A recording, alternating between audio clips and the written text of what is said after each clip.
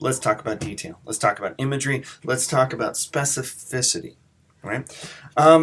So in the sections we read from Kuzer and Oliver for this week, both of them talk in pretty extensive detail about images and detail and specificity and what it is that we're trying to do when it comes to a poem.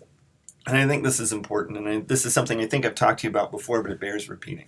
That often I will have students in creative writing classes, poetry classes, who will think that the best strategy in order to write a poem that will connect broadly with an audience is to be general.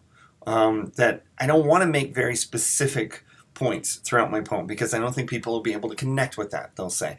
The only way students or the readers are really going to understand what I'm doing is if I am very, very general. If I'm too specific, they'll lose interest because it won't feel relatable in that way. This is the wrong approach. The more specific we are, the more likely we are to connect with the reader. Now, in the Oliver book for this week, the poetry handbook, just to be clear. In the Oliver handbook, she gives us an example of the poem "The Fish" by Elizabeth Bishop. And this is a poem that maybe you've come across, maybe we've discussed in passing, but I want to read it. And as I'm reading this, and this is on page 95, I want you to think about what she's doing to bring this image to life. And this is in the section that Oliver wrote on imagery, but I think it's also interesting to think about details that we're going to talk about with the Kuzer book also. So I want to read this poem, "The Fish," and as I'm reading it, I want you to stop and think and maybe mark off places in the poem that feel particularly detailed, like you're particularly getting an image that is speaking to you. I want to think about how she's bringing this fish to life. Okay? I caught a tremendous fish and held him beside the boat, half out of water, with my hook fast in a corner of his mouth. He didn't fight. He hadn't fought at all. He hung a grunting weight, battered and venerable and homely. Here and there, his brown skin hung in strips like ancient wallpaper. Shapes like full-blown roses stained and lost through age. He was speckled with barnacles, fine rosettes of lime, and infested with tiny white sea lice. And underneath 2 or 3 rags of green weed hung down. While his gills were breathing in the terrible oxygen, the frightening gills, fresh and crisp with blood that can cut so badly, I thought of the coarse white flesh packed in like feathers. The big bones and the little bones, the dramatic reds and blacks of his shiny entrails, and the pink swim bladder like a big peony. I looked into his eyes, which were far larger than mine, but shallower and yellowed. The irises backed and packed with tarnished tinfoil, seen through the lenses of old scratched ensign glass. They shifted a little, but not to return my stare. It was more like the tipping of an object toward the light. I admired his sullen face, the mechanism of his jaw. And then I saw that from his lower lip, if you could call it a lip, grim, wet and weapon-like, hung 5 old pieces of fish line, or 4 and a wire leader with a swivel still attached, with all their 5 big hooks grown firmly in his mouth. A green line, frayed at the end where he broke it, 2 heavier lines, and a fine black thread, still crimped from the strain, and snapped when it broke and he got away. Like metals, with their ribbons frayed and wavering, a 5-haired beard of wisdom, trailing from his aching jaw. I stared, and victory filled up the little rented boat, from the pool of bilge where oil had spread a rainbow around the rusted engine to the bailer rusted orange. The sun cracked thwarts, the oar locks on their strings, the gunwales, until everything was rainbow, rainbow, rainbow. And I let the fish go. So as you listen to that poem, and I'm going to read through it again and kind of talk through it, because I think it's a poem that's worth using as an example of things that we should try to do. You see how the imagery builds as the poem goes on. We start off with things that are a little more general, right? I caught a tremendous fish. Well, tremendous could mean many things. We would think of it in terms of size. It could be a spectacular fish. It could be something unique about it. But we start off with I caught a tremendous fish. This is fairly general. we're going to get more detailed. But it starts off with a pretty general, although still giving a word of specificity. It doesn't begin with "I caught a fish." It's not that general. But it's also stating a specific action. I caught a tremendous fish. It's jumping us into the world of the poem. It doesn't begin with generalities in terms of the actual action. I think this is important. I think it's important to make sure that we are trying to be as direct with our reader as we can. We've talked about poetry language, and that in poems we are allowed to be a little more opaque at times in order to fulfill the curiosity, perhaps, of the reader. So this is where she begins, with a specific action, with a general but relatively specific description. The word tremendous, depending on how we look, we can look at it in terms of size. I caught a tremendous fish and held him beside the boat, half out of water, with my hook fast in the corner of his mouth. This will not come as a surprise to you, but I'm not a hardy fisherman. I haven't spent a lot of time doing that. But it's making it a very clear picture for those of us who have done plenty of fishing and those of us who perhaps have not in their lives. She's giving us an easy to visualize image. It's nothing particularly complicated at this point. I caught a fish. I held him beside the boat, half out of water, with my hook fast in a corner of his mouth. So it's secure, and we get this image right away. We don't know what this fish looks like. We will. But she's giving us enough right now, specifics-wise, to keep us engaged, right? We don't have a ton of detail, but right now we have an image right away. And this could have been less direct, and it would have been less successful, I think. And then we get this. So the first sentence has spanned over 4 lines. The next sentence gives us 1. He didn't fight. 1 line, 1 sentence. It's direct, right? We have this first sentence that carries over 4 lines. It kind of whines a little. It breaks several times. And then we get the directness of the shortest line that we get in the poem to this point. He didn't fight. He hadn't fought at all. She repeats it. Make sure that we know this, that more important than the act of her catching the fish was that the fish maybe had, in her mind, let her do it. So she repeats the line, the sentiment of the line in a line that's not much different. He didn't fight. He hadn't fought at all. It reinforces the previous line. She's building a story here with enough detail to this point to keep us engaged. He hung a grunting weight, battered and venerable and homely. So I'm getting more descriptive words, and they're giving me more than tremendous does. And it's painting a picture, but it's not a picture that I can necessarily see in a clear and concrete way yet. Battered and venerable and homely. It's telling me something about this fish, but I don't know what the fish looks like. I have the idea of the fish. I have the image and a general sense of the fish to this point. Here and there, his brown skin hung in strips. Now we're getting somewhere, right? So I get the descriptive words of battered and venerable and homely. That is not enough, but it's something that starts us off in the direction of where we need to go. But then she gives us this image that here and there, so this here and there makes it feel like haphazard. This is scattered, that this fish doesn't even make any sort of symmetrical sense. This is just randomly placed. His brown skin hung in strips. So we're seeing this, we're getting to see the sense of this homeliness, this battered feeling that she describes in general terms a couple of lines earlier in a more specific way here with that image. And then she gives us the simile, the comparison, like ancient wallpaper. So now that's tying us back to the venerable. It's old. This is a fish that looks like it's been around for a long time because she thinks it has. So here and there, his brown skin hung in strips like ancient wallpaper. And its pattern of darker brown was like wallpaper. So it's reaffirming this wallpaper image to make us feel like this is a fish that's peeling. It's making us see something. And it's using that simile and the metaphorical language to drive us forward with that. This is beginning to tell a story, but it's also beginning to really paint a picture of what we're seeing. Shapes like, another image that's going to be built on the simile, right? Shapes like full-blown roses, stained and lost through age. Emphasizing the battered and the age here. And she's doing it through metaphorical language. She's doing it through images. He was speckled with barnacles, like fine rosettes of time, and infested with tiny white sea lice. So now we're getting more detail. It's like we're getting the microscopic lens into the fish, and we're getting deeper and deeper.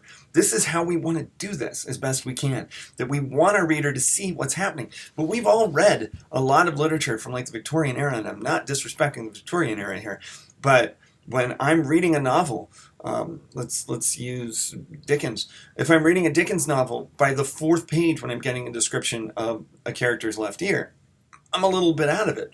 But that's not what's happening here. This is something in which everything seems to matter. Remember what we've talked about. Every line should do something. Every line is happening here. Every line is giving us a new perspective on what this character is seeing in this fish and what she's feeling as we go on. And think about some of those lines. And infested. So it's like a new bit of information is coming across. And infested with. Now we're getting what this fish is infested with. Tiny white sea lice. And so we're getting a greater image of what this fish is. And it's not pretty and it's not appealing. But she still has this reverence for it, which continues as it goes on. And underneath, 2 or 3 rags of green weed hung down. So it's not just the fish. The fish is carrying with it the weight of the sea in terms of the seaweed and the sea lice and all these things. This is something that has lived in the sea so long that it's carrying with it the good and the bad of the sea. While his gills were breathing in the terrible oxygen. There's an interesting contrast between the speaker and the fish, right? The oxygen's terrible to the fish. The fish can't survive. But it's something that we need to survive. So terrible oxygen is an interesting way to describe it, right? It's important to think about what it could be while his gills were breathing in the oxygen. It's a contrast because it can't do that, but it's that extra word is telling us more of that information. Sometimes just a well-placed word. You don't want to get overboard with adjectives in your poems. But when you could provide an adjective that gives us more insight, that maybe creates a contrast, that's key. The frightening gills, another one, that helps us understand what she's feeling, because this is from the writer's perspective, right? The frightening gills, fresh and crisp with blood, that can cut so badly, that there's something menacing about this fish, and that she's fearing in its way too. I thought of the coarse white flesh packed in like feathers, the big bones and the little bones, the dramatic reds and blacks of his shiny entrails, and the pink swim bladder like a big peony. So we're getting more descriptive language that's tying back to simile, the big peony that we get there. Lots of colors, lots of images. It's all building together. She's not giving us just a straight description right at the beginning. It takes many lines before she fully gives us this picture. It starts more general, it gets more specific. And now we get an emotional connection, right? So she's speaking of this fish in a way that feels to be of reverence, but now we're going to get an emotional connection. I looked into his eyes. See how straightforward her language is in this poem.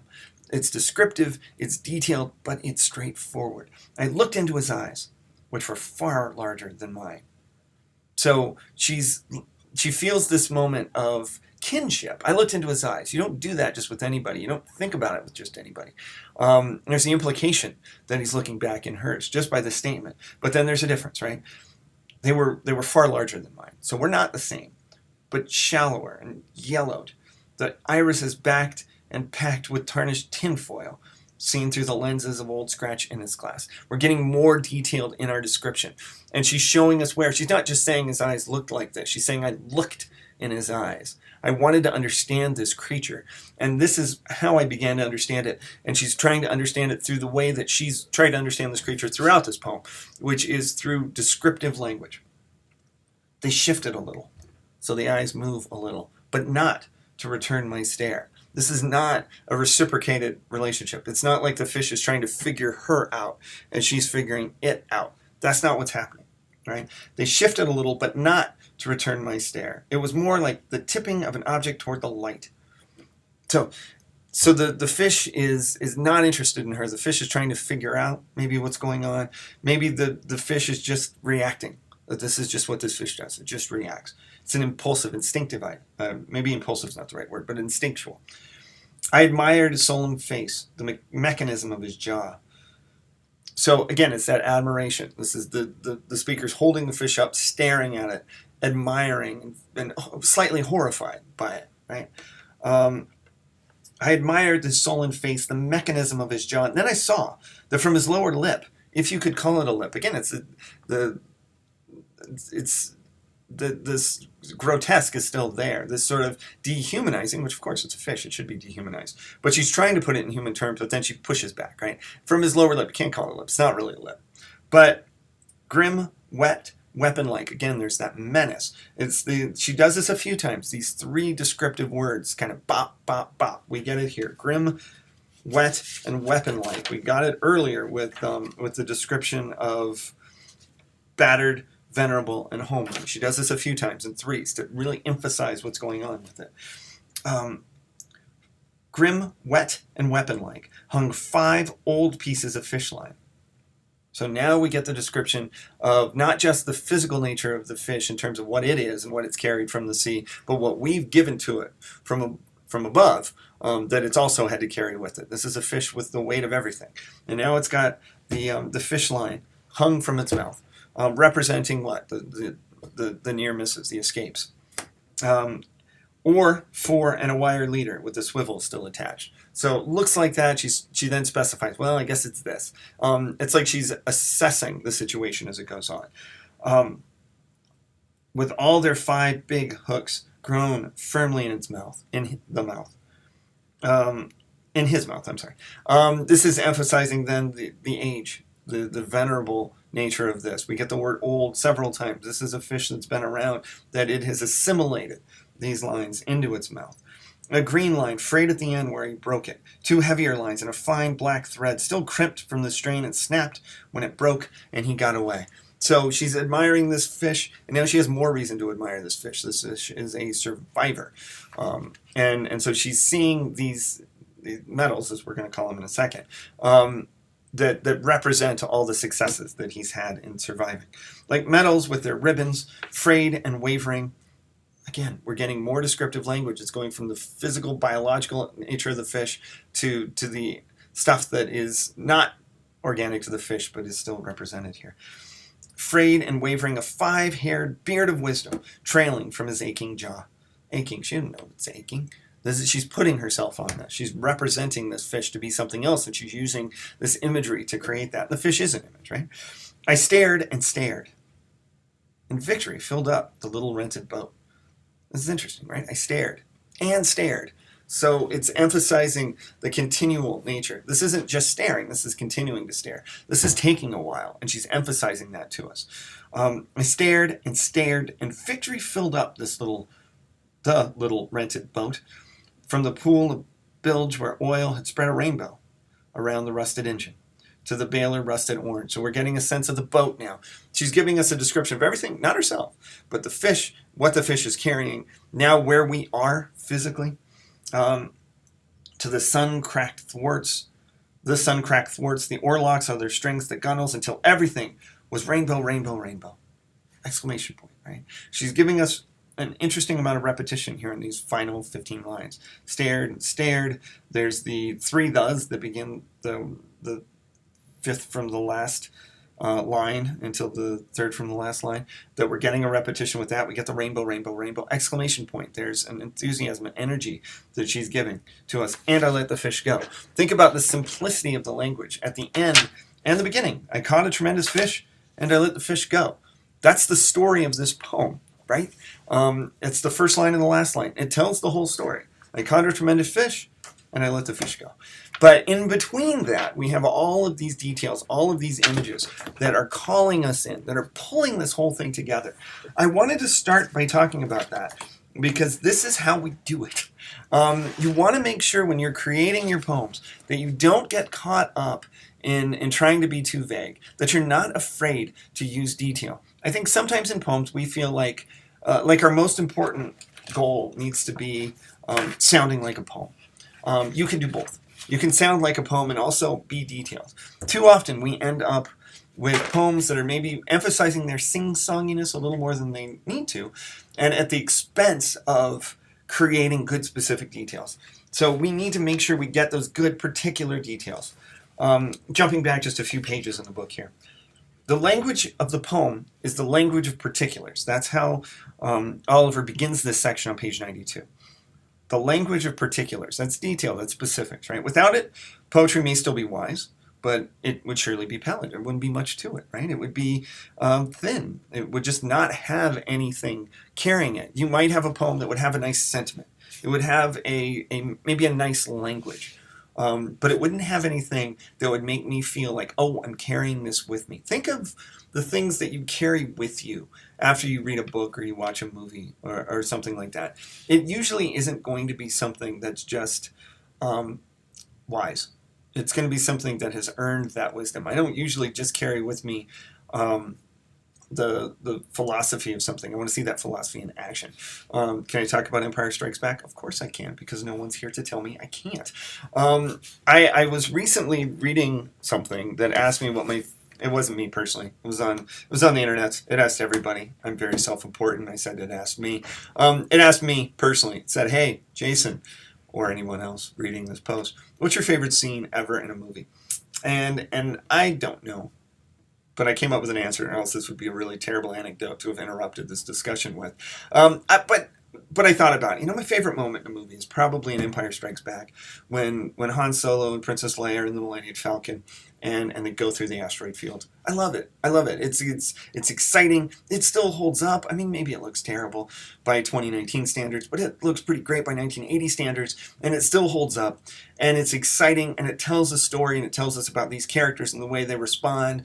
And when C-3PO tells Han Solo what the odds are, and Han Solo says, never tell me the odds, and we're moving forward like that. I think it's thrilling, and I think it's exciting, and I love it. And then I started to think about the other scenes that are of great significance in the movie, and they involve Luke and Yoda on Dagobah. And these are scenes that do not resonate as much for me. And maybe they do for you. And if they do, I think that's wonderful.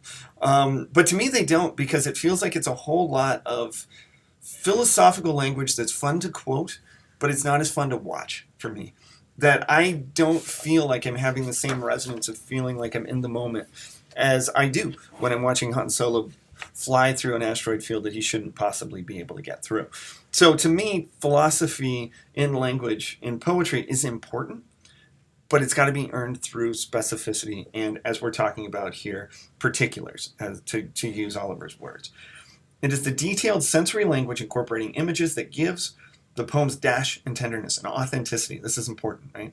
Poems are imaginary gardens with real toads in them, said Marianne Moore. Imaginary gardens with real toads in them, which means what? That we're building something that is of the imagination. We're building something that isn't necessarily real, but we've got little things that are in this universe that are real. We've got little things that come to life, and that's important, right? So imagery is something that you're told about in poems all the time. You got to have good images in your poem. And what does that mean? Well, she calls it here the representation of one thing by another thing, right? That makes sense. She says the statue is an image. Robert Burns told us that my love is like a red, red rose. That rose is an image, and it's representing what? Love, right? So an image is something that is in a poem or in anything that represents something else, right? So I want to make sure that we have an understanding of what we've got. If Burns had written, my love's is sweet, wild, wonderful, you would like her. He would have been using descriptive language, but not imagery. You can get both, right? We can have descriptive language that leads to images, but in this case, we didn't have that. Because the second sentence, there's no representative image of what the beloved person is. So you want to make sure you get all of this in there. So figurative language is another term for imagery. I mean that the poem, there is a figure, an image that is concrete, nonlinear, informing representation of something. This something may be a person, a thing, or an abstraction. In The Fish, is that a figurative language? Is the fish representing something else? It seems like it, right? Maybe her willingness or her desire to survive in the world, maybe it's representing something that she sees as being embattled in danger. Maybe it's her own spirit. It's representing something like that, right? So the particulars and the texture of the poem she talks about in 94. When you use the words the apple or the peach, you're representing a thing. Neither is a very specific thing, yet both are visual things compared to fruit. If I said I ate fruit this morning, and I did, you don't know what kind of fruit that is. And you can think of many different types of fruits. But if I said I ate a blueberry, which is true, I ate several blueberries. It'd be silly just eating one. If I said I ate blueberries this morning, well, we're getting closer, right? What if I said that the blueberries were too tart? They weren't great blueberries. They were sour. What if I said that I ate blueberries that were too sour this morning? We're starting to get something else, right? What if I said that I ate blueberries that were from the late winter blueberries that had not yet reached their sweetness, and I ate them anyway because I was so desperate for spring. I wanted something. We're getting something even closer, right? So think about how we can add texture to the poem, and how we don't just say I ate fruit. I ate a blue fruit. Well, why aren't you telling me what that is? So if you drop the article and use the word alone, apple or peach, you're moving away from the direction of the particular and toward the abstract. Once again, the reader can visualize the apple or an apple, but apple is only a word meaning any or all apples. It's not a thing. And there are many types of apples, right? You know what they are. I don't need to go into them. So you need that specificity. Thus, it is unseeable. It vanishes from the realm of the imagined real. The world is full of sensory detail. The poem needs this sensory detail. And so that's our responsibility as writers, to provide this opportunity for the reader to see and understand what's happening in this. So I like this idea of thinking of the poem in terms of texture, of detail, of images, adding this texture of these things that make the poem feel more alive. Over the sharp peaked farmhouse with its scalloped scum and slender shoots from the gutters. That's page 98, Song of Myself. This is, as she says, the reader is being thoroughly established in the place of where the poem is. And he does it musically, but he's also doing it so that I know the specifics of where we are, both in a general way and a more specific way. Over the sharp peaked farmhouse. It's not just a farmhouse, it's a sharp peaked farmhouse with its scalloped scum and slender shoots from the gutters. Now, I'm starting to see not just what I would expect of a general overview of the house, but I'm starting to see things coming from the gutters and elements like that. That's different. So it does not take much, but it takes a sure eye and a capable hand to be forever noticing and writing down such particulars. This is who we are as writers. As writers, we should see the world differently than other people do. I do. And it's not always great, but it's good for writing, right? That I can see the particulars of something and completely miss the obvious thing. So that I can see small details all over the place, but totally miss the big picture. This is the story of my life. It's fine. I'm okay with it. But sometimes I might miss the most glaring, obvious clue of all because I'm so focused in on those small things that come through. This isn't a great trait to have as a human being, but it's a pretty good one to have as a poet. Right? We start to see things in the micro as opposed to the macro, and it's important for us to know that we're doing that to the benefit of our own writing. And I think that what she's talking about is that it isn't always easy to see that. It isn't always too easy to be confident that it's an okay thing to represent those small things. But the small things is where a poem exists. I think it's the most important things that we do in a poem, is make sure that we get those small little things across, right? The language of the poem is also the language of one thing compared to another thing, figurative language. This is what we get all the way through at times in The Fish, and we get it in many other places. This is when we get a lot of similes, the likes. And as St. Vincent Millay is quoted on page 101, love's like a burning city in the breast. Right? Oh, to break loose like the Chinook salmon jumping and falling back. This is from Robert Lowell. These are both poems that use images that are built around a simile, that are built around a comparison. You can't overdo it. You shouldn't overdo it. I guess you could. But you want to make sure that you have enough of those images that can bring to life these things that we've got. Robert Frost, I know some of us have spoken very highly of Robert Frost. We'll continue to after we read these two lines aloud in 101. The clouds were low and hairy in the skies, like locks blown forward in the gleam of eyes. The simile uses the words like or as in its construction. Thus, the three illustrations given are all similes. One thing is like another thing, or one thing does something as another one does it. It's an implicit, stated comparison. The child's cry opens like a knife blade. Donald Hall, 12 Seasons. I wandered lonely as a cloud. Wordsworth. So these are examples of the simile. You can see how important it is, how it can really bring something to life. Now the metaphor is different. We know, we know enough at this point in our college careers that metaphor is saying one thing is another thing, as opposed to bringing the like into it. And so it ends up having a slightly different feel to it. The simile makes that comparison really, really clear to the reader through the word like or as. In the very direct metaphor, it feels a little bit like you have to unfold it a bit more. Little boys lie awake, wondering, delicate little boxes of dust. It doesn't say little delicate boxes. It doesn't say like delicate little boxes of dust. It lets us make that move. So it sort of takes away that word and then eases it in. It flows a little bit more, but sometimes it can be a little bit harder to immediately see on the surface.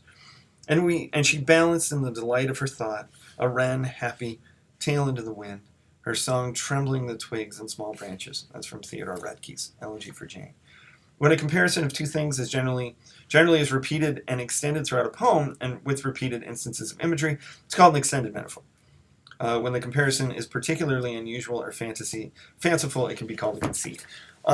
So if you have a poem that is entirely a metaphor, which happens, that's extended. But it's important to have those moments where something is something. Try it. Play with this stuff. That's what's important. Personification, you know what that is. That's when we are saying that something, an inanimate object, has a life to it. We do this often in poems, right? She gives us some lines from T.S. Eliot's Love Song of J. Alfred Prufrock, which is one of my favorite poems in the whole wide world, in case you're wondering. Let fall upon its back the soot that falls from chimneys, slipped by the terrace, made a sudden leap, and seeing that it was a soft October night, curled once about the house and fell asleep. So what is curled once about the house and fallen asleep? It's the soot that falls from chimneys, right? So he's taking a thing that has no agency on its own and giving it to it.